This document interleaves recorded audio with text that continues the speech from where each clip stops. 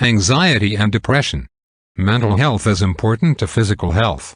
Reducing stress can help prevent some physical illnesses. It can help people cope if illness or disability occurs. Mental health can help protect and improve physical health.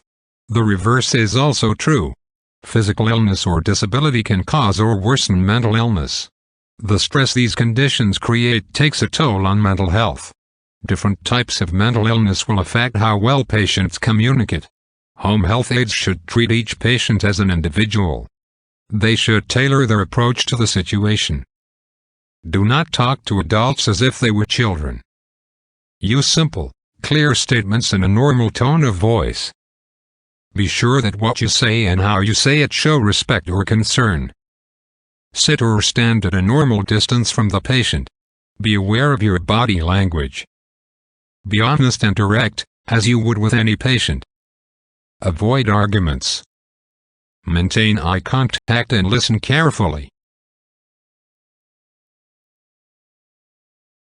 Anxiety and depression. There are many degrees of mental illness, from mild to severe. The person with severe mental illness may lose touch with reality and become unable to communicate or make decisions. Some people with mild mental illness, however, seem to function normally. They may sometimes become overwhelmed by stress or overly emotional. Many signs of mental illness are simply extreme behaviors most people occasionally experience. Being able to recognize such behavior can make it easier to understand patients who are mentally ill. Anxiety is uneasiness, worry or fear, often about a situation or condition. When a person who is mentally healthy feels anxiety, he or she can usually identify the cause.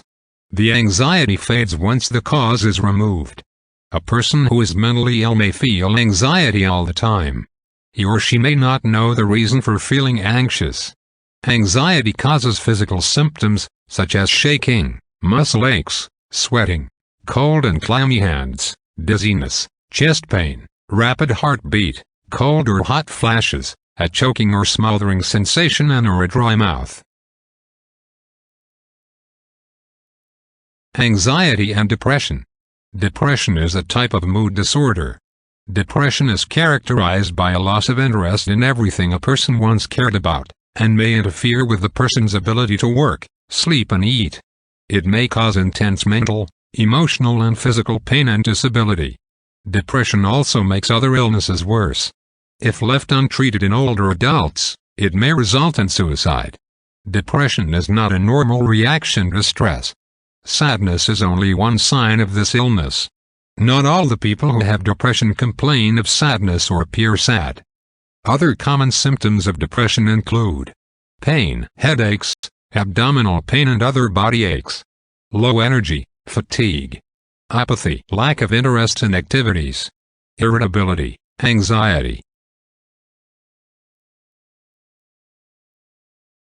Anxiety and depression. Other common symptoms of depression include continued loss of appetite or overeating, problems with sexual functioning and desire, sleeplessness, difficulty sleeping or excessive sleeping, lack of attention to basic personal care tasks, bathing, changing clothes, etc., intense feelings of despair, guilt, difficulty concentrating, withdrawal and isolation, repeated thoughts of suicide and death. Depression is very common in the elderly population. It can occur in conjunction with other illnesses, such as cancer, AIDS, Alzheimer's disease, diabetes or heart attack. It can happen after the death of a loved one. Depression is an illness and must be treated as such. People who suffer from depression need compassion and support. Home health aides must know the symptoms, so they can recognize the beginning or worsening of depression. Any suicide threat should be taken seriously and reported immediately to supervisor and the agency. It should not be dismissed as an attempt to get attention. No. Anxiety and depression. Everyone gets irritable or sad from time to time, but if it becomes a long-term condition or becomes severe, in this case the person may become clinically depressed. Home health aides should carefully observe their patients. Home health aides should not draw conclusions about the cause of the behavior. Home health aides must only report facts, including what they saw or heard, how long the behavior lasted, how frequently it occurred. What can be done? Listen to what patients say. Accept them as they are without judgments. Give them time to get their thoughts together and tell you what they're thinking or feeling. Encourage daily exercise and pleasant social activities. Make sure that the patient takes medications in the correct way and on time. Encourage balanced and nutritious diet. Pay attention if you suspect that the patient is thinking about suicide. Ask if he or she is. Do not be afraid that you will be giving them ideas. If they tell you they are having these thoughts, you must report to your supervising scheduling coordinator immediately.